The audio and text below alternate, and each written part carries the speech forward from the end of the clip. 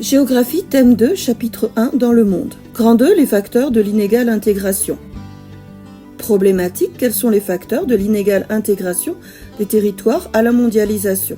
Donc ici, les facteurs, on s'intéresse au pourquoi. Petit 1, les facteurs d'intégration. Pour les pôles majeurs de la mondialisation, Amérique du Nord, Europe occidentale et Asie orientale, les facteurs d'intégration sont un haut niveau de richesse, de développement économique, une forte capacité d'innovation et surtout une grande accessibilité.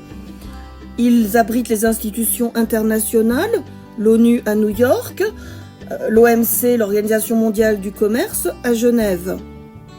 Le fait d'être regroupés dans des associations économiques régionales comme l'Union européenne, la CUM, favorise le commerce intra-zone, valorise les interfaces frontalières, façade maritime par exemple. Les villes mondiales sont aussi un facteur d'intégration. Elles permettent de rayonner au-delà de leur territoire national. Elles concentrent des fonctions stratégiques et de commandement, comme les sièges sociaux de firmes transnationales. Elles sont le siège de bourses mondiales. Ces métropoles offrent une population dense, en moyenne plus diplômée que dans le reste du pays, ainsi qu'un certain nombre d'activités et de services à haute valeur ajoutée, nécessaires aux entreprises comme les assurances, le service bancaire, la recherche et développement. Ces territoires dynamiques sont très fortement reliés entre eux par de puissants hubs. Les CBD ou quartiers d'affaires symbolisent cette intégration à la mondialisation. Et la puissance de ces métropoles se prolonge grâce à leur façade maritime. Si on récapitule, les facteurs d'intégration à la mondialisation sont la richesse, le développement économique, la capacité d'innovation, l'accessibilité, la capacité à faire émerger des modèles économiques, politiques et culturels, le soft power, la présence de villes mondiales et de hubs. Petit 2, quels sont les facteurs limitant l'intégration? Les espaces en marge de la mondialisation cumulent des faiblesses qui entraînent leur mise à l'écart du commerce mondial. L'enclavement de certains espaces est un facteur répulsif pour les firmes transnationales. Ces dernières ont besoin d'accessibilité, accès à la mer, grands aéroports, routes goudronnées, pour participer aux échanges commerciaux et financiers. Une instabilité régionale, potentiellement génératrice de conflits, décourage l'installation de firmes étrangères. C'est le risque pays. Qu'est-ce que le risque pays? C'est l'ensemble des facteurs, notamment politiques, économiques, sociaux, qui peuvent entraîner un risque de sinistre, c'est-à-dire de catastrophe, pour les entreprises lors d'une opération commerciale dans un pays étranger. En conclusion, quels sont les facteurs qui limitent l'intégration dans la mondialisation? C'est la faible accessibilité, l'instabilité régionale, la pauvreté, le manque de main-d'œuvre qualifiée, le manque d'infrastructures de transport. Petit 3, cependant, c'est un processus mouvant. La mondialisation est un processus mouvant qui peut faire évoluer la situation de certains territoires. Par exemple, la découverte de nouvelles ressources peut permettre de valoriser certains espaces, d'autres, en revanche, deviennent répulsifs en cas d'instabilité politique.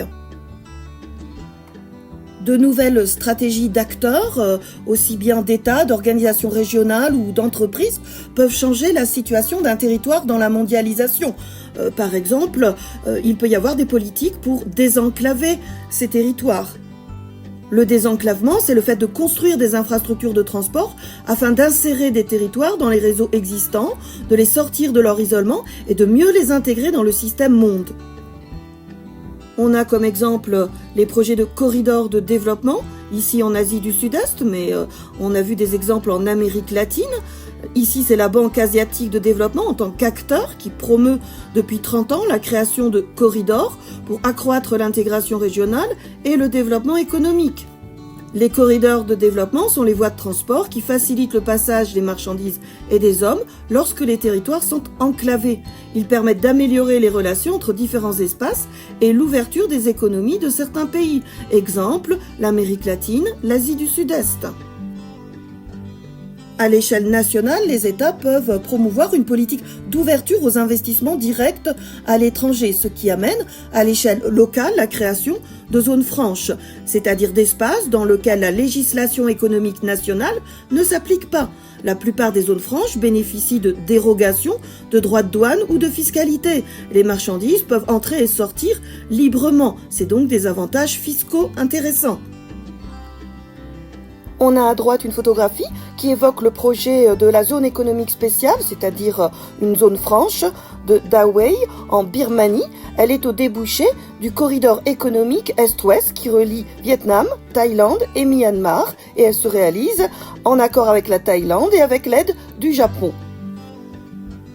En conclusion, on a traité dans cette partie les facteurs de l'inégale intégration. On a vu que cela dépendait de l'accessibilité, de l'enclavement, mais aussi des stratégies d'acteurs, c'est-à-dire des décisions des différents acteurs publics et privés, ce qui entraîne un processus mouvant, c'est-à-dire qu'en fonction de ces décisions, il peut y avoir des recompositions, à savoir des espaces en marge qui s'intègrent à la mondialisation.